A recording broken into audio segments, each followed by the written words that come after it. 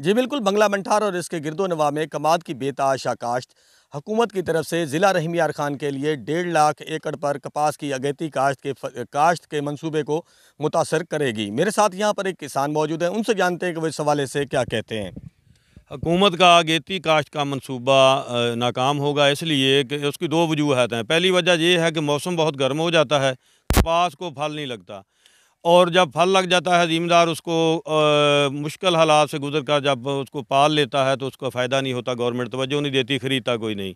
पहली वजह यह। दूसरी वजह यह है, कमाद इस वक्त बहुत अच्छी मुनाफा बख्श फसल बन गई है। वो इस तरह कि मिलों वाले रेट अच्छा दे रहे हैं, 500 प्लस रेट इस वक्त चल रहा है, और वक्त पर परमिट देते हैं। और उनकी सबसे बड़ी खूबी ये है, मिलों वाले हमें खाद, फर्टिलाइज़र, ज़रूरी आलात और सोलर वगैरह ये भी हमें दे रहे हैं। वो दे रहे हैं इस तरह वो कर्ज़े की मद में दे रहे हैं, उसमें बहुत ज़्यादा ज़मींदार का फ़ायदा हो जाता है।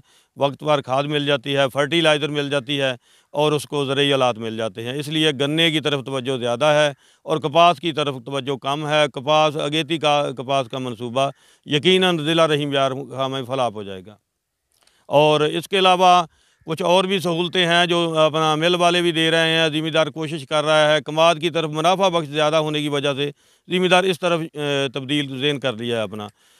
मिल वाले इस वक्त बीज भी अच्छी अच्छी नई वैरायटियों का दे रहे हैं, जिनके बीज में रिकवरी ज़्यादा है, उससे भी ज़मींदार को फ़ायदा होगा।